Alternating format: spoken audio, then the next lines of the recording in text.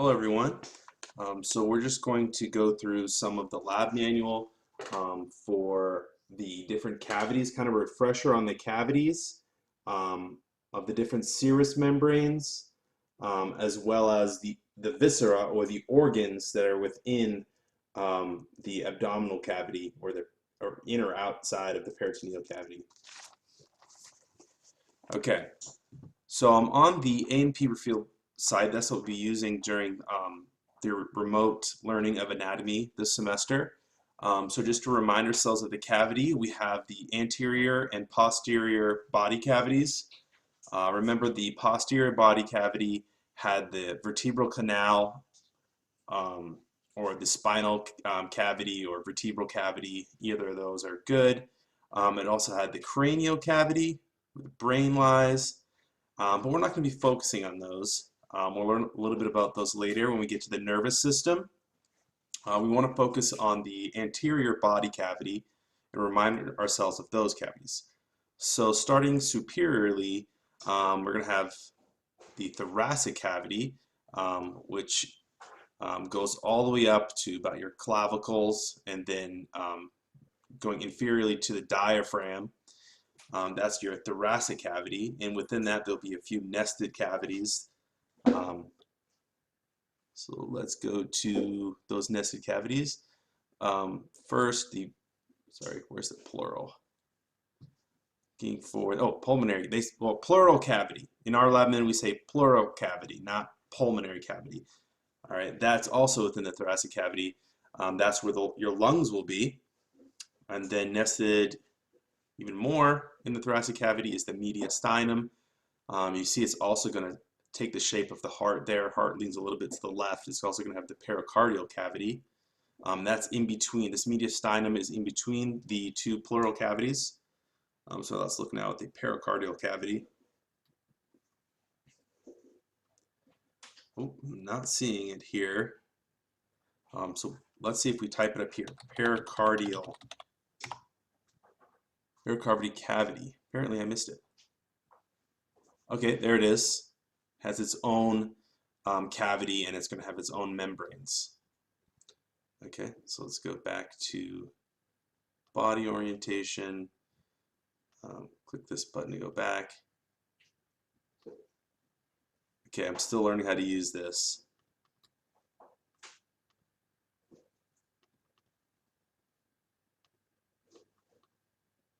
What if we just reset it like this? Okay, so we're learning together. Hopefully from my mistakes, you can understand how to use it. Everyone's going to be struggling like this. It's better that I make the mistake first, and you can learn from me, I guess. Okay, so that's all the cavities that are superior to the diaphragm, then going inferior to the diaphragm. We're going to have the abdominal pelvic cavity that contains the abdominal cavity and the pelvic cavity. So the abdominal cavity goes all the way from the diaphragm pretty much to like the top of the bladder. And then the pelvic cavity is just like from the top of the bladder and all the way down to the pelvic floor, like right near the sacrum. In each of those cavities, the abdominal and pelvic will have different organs. Like the pelvic cavity will have reproductive organs, and it'll have the bladder, and the abdominal cavity has most of the other organs that we're focusing on.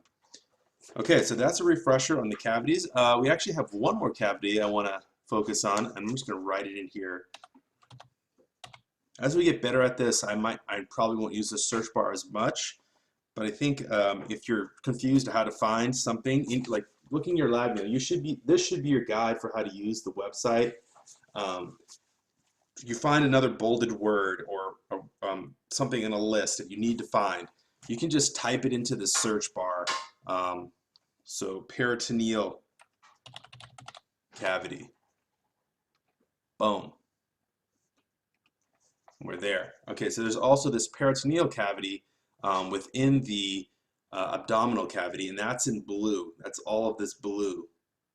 And you can see that it doesn't wrap around all the organs within the abdominal cavity. So it's this serous membrane that's kind of its own burrito, right? It's like the tortilla that's wrapping around some of the organs, and everything inside is the peritoneal cavity. So all the blue, anything outside is outside of that cavity. All right. So now we're going to talk about serous membranes. What exactly is a serous membrane? Let's refresh our memory. So serous membranes are these, they derive from the mesoderm. When you're an embryo, you create these three different tissue layers: the endoderm, the exoderm, and the mesoderm. These will derive from the mesoderm, and I have like a picture of that. Here we go. So when you're like an embryo, you have these three different tissue layers, and they'll start to expand and differentiate, and organs will come out of them as cells start to divide. But these ones are coming, the serous membranes will derive from the mesoderm. Okay, so let me go back. And basically what happens, I'm going to good Google image here. Here we go. What happens is, as an organ, so like these are the serous membranes. As an organ is being made, it will kind of punch through these serous membranes and be enclosed around a visceral layer of serous membrane, and then a parietal layer will be even farther out, leaving a cavity that can fill with serous fluid, because that's what serous membranes do. They make and absorb serous fluid, which is like a lubricant for the body. As your body's moving around, you need this lubricant so your organs aren't like scraping against each other. It's a very useful thing. And let's go back to the picture. You can kind of see that all these different, or these are some intestines. This is the stomach. They've kind of punched through, just like that picture we saw of the fist going through, and are now surrounded by a visceral layer of peritoneum. And then outside here we have the parietal peritoneum. So let's see if we can go to the drop down. Parietal peritoneum, this is now the blue line here. That is all of the peritoneal cavity, remember. And then the visceral layer, the area where the organs kind of punch through, visceral peritoneum, is right around all the different organs. So this is like a mid-sagittal cut right here we're looking at. There it is. They're wrapped all around, creating serous fluid. All right, and then all the other cavities, so let's reset this again. Body orientation, go to body cavities. So all these other cavities as well that we just learned, let's just go to pulmonary cavity or the pleural cavity. This will also have that same thing where you'll have a visceral and parietal layer of serous membrane. So let's go to the pleural cavity.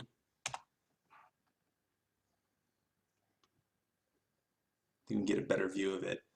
So yeah, now we're in the two left and right pleural cavities. You can see you have the visceral layer, visceral pleura, because we're in the pleural cavity, going around the lung, and the parietal pleural going all around the cavity.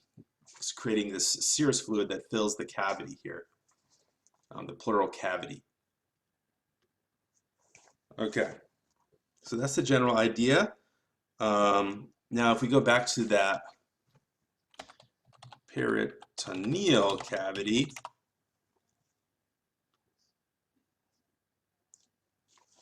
so the organs that are wrapped around by this visceral peritoneum, they're within the peritoneal cavity. So they are intraperitoneal. They're an intraperitoneal organ, like this list right here. I don't know if you can barely see it: jejunum, ileum. Well, if you have this lab manual out with you as you're watching this video, which you should, you can use this acronym here, this saying, super sexy singles jump in to get laid. That phrase covers each of these organs. So stomach, spleen, sigmoid colon, jejunum, ileum, transverse colon, liver. Wait, gallbladder, then liver. There we go. So intraperitoneal. So they have visceral peritoneum around them. They're also in the peritoneal cavity. Now, if an organ is outside of that cavity, it's going to be retroperitoneal. And you should also know that list just above that. It's the retroperitoneal list right here. Okay, that's outside of this cavity. Okay, so that's a refresher on the cavities. What is a serous membrane? Oh, actually, there's one more thing I want to mention, actually about the mesentery. So you have mesentery on your list right here. Whoop. Let me try to point at it. Mesentery and ligament. So the mesentery is these two folds of visceral peritoneum and, sorry, parietal peritoneum that are coming out. It's right here, and there'll be some vessels that are going through towards, let's say, the small intestine right here. So that's what the mesentery is, these two layers of parietal peritoneum and sandwiching these vessels that are fanning out towards the small intestine. So you have the mesentery. And let's look at, if we write in mesentery here, what do we see? Spell it right.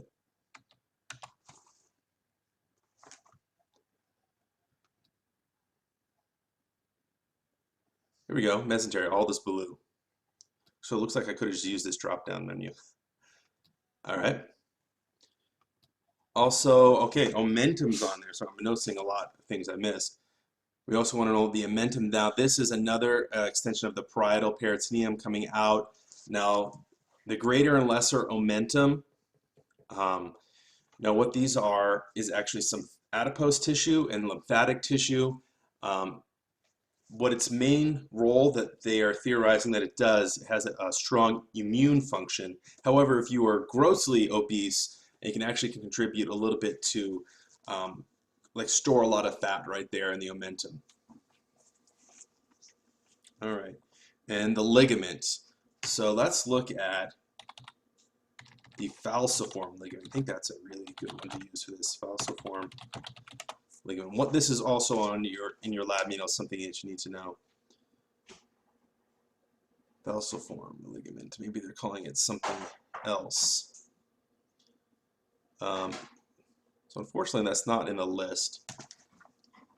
Let's try coronary ligament. Another ligament you need to know about.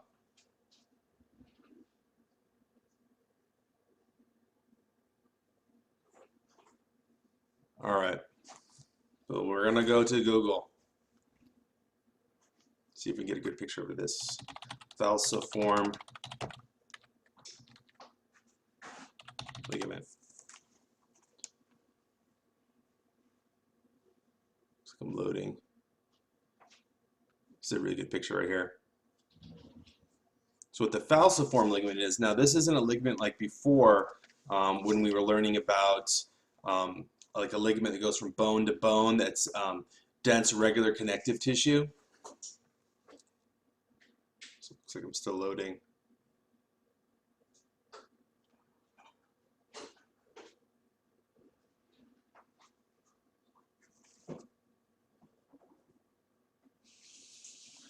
Well, you can just look, as this is loading, there's a view image.